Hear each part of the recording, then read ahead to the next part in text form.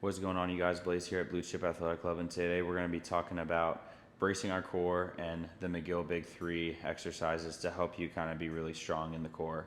So the core is incredibly important when we're operating day-to-day life, and it's the biggest protector for our spine that we have. And to explain that a little bit further, I'm going to use this sparkling water can here for a little demonstration.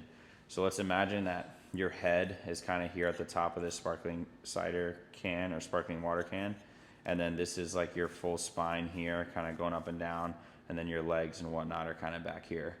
So when you brace your core properly, imagine that this is a full can and you're able to stay really, really strong. So if I were to press a load here on the top of the can, it's not really going to hurt your spine or at least cause an indent or any type of pressure, because you have that rigidity in your spine because of that air kind of filling up the gaps and controlling your core. But in the event that you're not bracing your core properly, it's like an empty can like this, where the can is basically going to be put, instead of being stood on, because I can stand on this. Well, hopefully, we'll see how this goes. You can stand and put a decent amount of pressure on this straight up and down, which is the same as our spine, right? But the second you put that load on its axis, tip it on its side like you're in a deadlift or even a squat pattern, and then you apply that load straight down, what's going to happen if you don't brace your spine is this, right?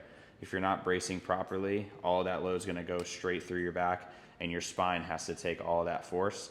So what I want to do is talk about how this is applicable in the deadlift pattern real fast. So set this aside for a second and we'll chat right through the deadlift. So if I'm going to perform a deadlift, a couple big cues that I want to talk through are really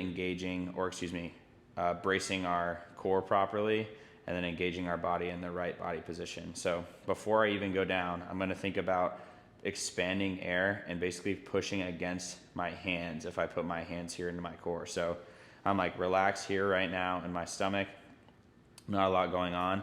And when I brace, I'm going forcing air out, and now I'm holding it here, and now I'm holding, and now I've got a lot of rigidity here in my core. Notice how when I'm doing that, the only thing that's happening is my stomach is almost expanding. So I'm here and I'm going pushing against it, and I'm getting this rigidity here in the back and in the front and the sides of the core.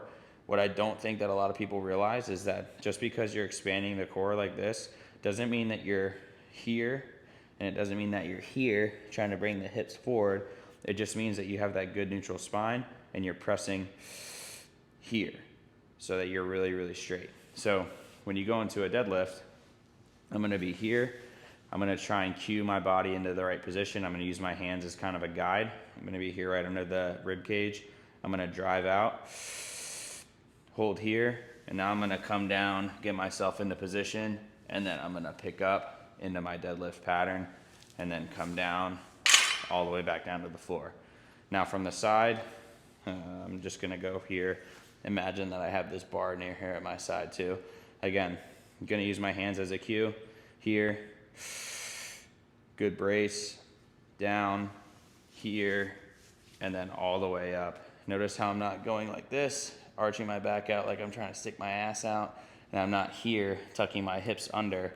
I'm neutral spine here, and then just working that full pattern, keeping my core tight front to back and side to side, forcing the air in. So I hope that helps. We're going to roll right into the McGill Big Three, which is an exercise pattern that you can use to work on your bracing of your core. So I'm going to move this bar out to the front a bit. I'm going to get set up. What I need you to do is you'll take to the floor, and the first step is going to be laying down on your back, and I'm going to throw my right leg out straight, and my left leg is going to be bent like so. I'm going to lay back on my back, and all I'm going to do in this micro movement is I'm going to brace my core. I'm going to drive my stomach down towards the floor, and I'm just going to pick my head up just a little bit. So notice right now I can put my hand here between the small of my back. Here, I'll turn to the side. Right now I can put my hand here right between kind of like my butt and my back. When I'm in this and I'm activating my core, I'm going to drive my hips and core down into the floor. Notice how my hand can't go in there anymore. And now all I'm gonna do is pick my head up for a 5 count. 4, 3, 2, and 1, and then down. And if you need to, you can throw your hands right under your butt cheeks too. And sometimes that'll serve as a guide for where your pressure is going. So again, I'm gonna be here. This is relaxed. Now I'm gonna get into it. Drive down, braced, head up, 2, 3, 4, and 5. And now I'm gonna come down. We'll shake it out, and then we can switch sides after a couple reps. So now my left leg's going straight out, right leg is bent. I'm gonna work on that brace. So we'll go here, brace, drive down into the floor, head up, 2, 3, 4, and 5, and down. Now again, my hands can go here because we're relaxed in the core, and then we're gonna brace again. So we're gonna go brace, 2, 3, 4, 5. Notice how I can't get my hand under there, and down. So after you rip through a couple reps on either side, you go into step 2, which is gonna be the side plank. What I'm gonna do now is I'm gonna plant my right hand into the floor. My feet are gonna be out to the side. And what I'm really gonna focus on here is making sure that my body's not in a V shape. You want it to be nice and straight. You can go ahead and plant your hands here on the side of that side plank, and then you're just gonna come up, make sure we're nice and stable throughout. 2, 3, 4, and 5. And again, you wanna make sure that you're bracing your core before you go up. So I'm gonna go here, braced, and then drive, 2, 3, 4, and 5. If this isn't working for you and that side plank is too tough, you can always bring this leg up here, or you can do it from a kneeling position where you're driving in from the knee and the shin versus from the foot. So you can go ahead, legs outstretched, or from here is the regress position. Again, fill the core up, use my hands as a cue. Drive, 2, 3, 4, and 5. And then you'd switch sides, do the same thing the other side. So feet are bent, arm is planted here in the ground, hand on the hips. We're straight, we're not getting into that V pattern. Driving out, and then here we go. 2, 3, 4, and 5, and then down, or the full pattern, feet are out. Again, brace the core, up, 2, 3, 4, and 5, and then down. All right. Last move in the 3-move sequence is going to be a bird dog. What I want to do is I want to plant my hands directly under my shoulders, and my legs are going to be behind me, and my back is going to be flat, kind of like we're about to go into a cat-cow in yoga. Now what I want to do is I want to brace my core from the back. So I want to make sure I'm nice and flat.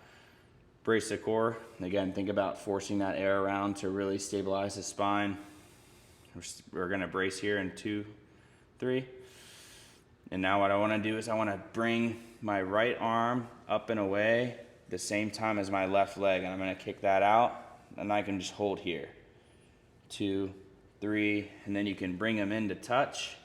Notice how I'm going really, really slow, trying to keep the spine really, really flat, keep the core braced the whole time through the back, and you can just rip through 5 or so reps here on either side.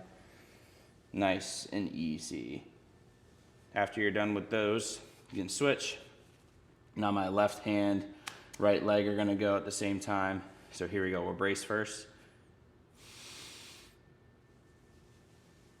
And we're here, all the way out.